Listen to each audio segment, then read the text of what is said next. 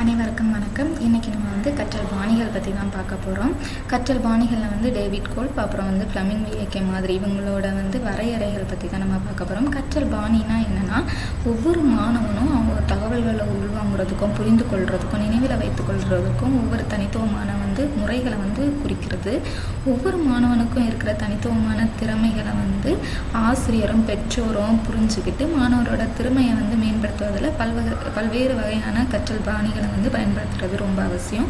இந்த கற்றல் பாணிகளை 3 வகையாக சொல்லியிருக்காங்க: காட்சி, கேட்டல், செயல்முறை. காட்சிங்கிறது வரைபடங்கள், படங்கள், விளக்கப்படங்கள் இது மூலமாட்டு விளக்குறது, கற்பிப்பது காட்சி.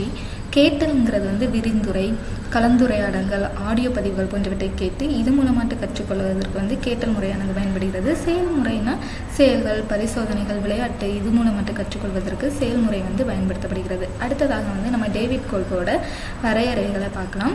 டேவிட் கோல்புங்கிறவர் ஒரு அமெரிக்க தத்துவவாதி, அதுக்கப்புறம் உளவியலாளரும் கூட. இவர் 1984 தன்னோட அனுபவ கற்றல், அனுபவமாக கல்வியின் ஆதாரம் மற்றும் வளர்ச்சி அப்படிங்கிற புத்தகத்தில் புதிய அனுபவ கற்றல் கோட்பாட்டிற்காக ஒரு கோட்பாடை அவர் அறிமுகப்படுத்தி இருக்காரு. அது மூலமாக பிரபலமாக ஆயிருக்காரு.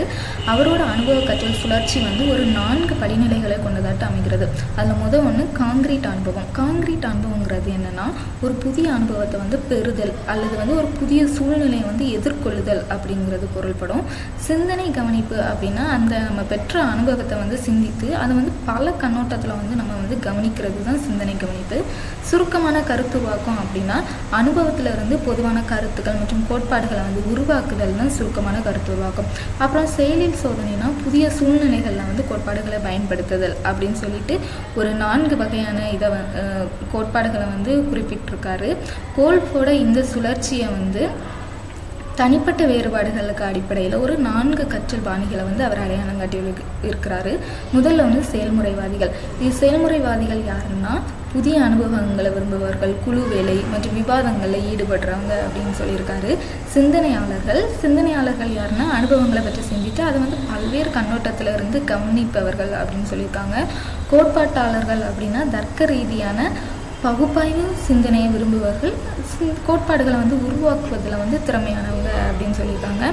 நடைமுறைவாதிகள் கோட்பாடுகளை நடைமுறைக்கு கொண்டு வருவதில் ஆர்வமுடையவர்கள், சிக்கலை தீர்ப்பதிலும் திறமையானவர்கள் அப்படின்னு சொல்லியிருக்காங்க. அதுக்கடுத்த ஃப்ளெமிங் விஏகே மாதிரி அதை பற்றி பார்க்கலாம். இவர் கற்றல் பாணியை 3 வகையாக பிரிக்கிறாரு. நம்ம ஆரம்பத்தில் பார்த்த மாதிரி காட்சி, கேட்டல் மற்றும் செயல்முறை. இந்த காட்சியில் என்னெல்லாம் வரும்னா, படங்கள், வரைபடங்கள், விளக்கங்கள், பிற காட்சி பொருட்களை பயன்படுத்தி அது சிறப்பாக கற்றுக்கொள்கிறாங்க. அவர்கள் வண்ணங்கள், வடிவங்கள் இந்த மாதிரியான பொருட்கள் எல்லாம் பயன்படுத்தி அந்த காட்சி மூலமாட்டு அவங்க கற்பிக்க பயன்படுத்தப்படுகிறாங்க.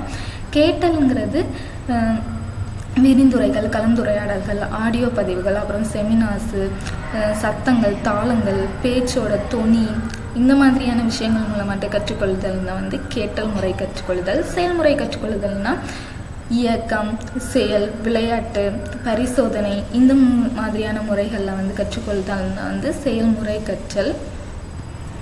இன்றைக்கி நம்ம கற்றல் பாணின்னா என்னன்னு பார்த்தோம். கற்றல் பாணியோட வகைகள், அதை டேவிட் கோல்போட கற்றல் தியரி பார்த்தோம். அதுக்கப்புறம் ஃப்ளெமிங் விஏகே மாதிரி இவரோட அனுபவ மாதிரி இதெல்லாம் சிறப்பாக கற்றுக்கொள்வதற்கு மாணவர்களுக்கு கற்றுக்கொள்வதற்கு ஒரு கட்டமைப்பை வழங்குவதாட்டு அமைகிறது. நன்றி.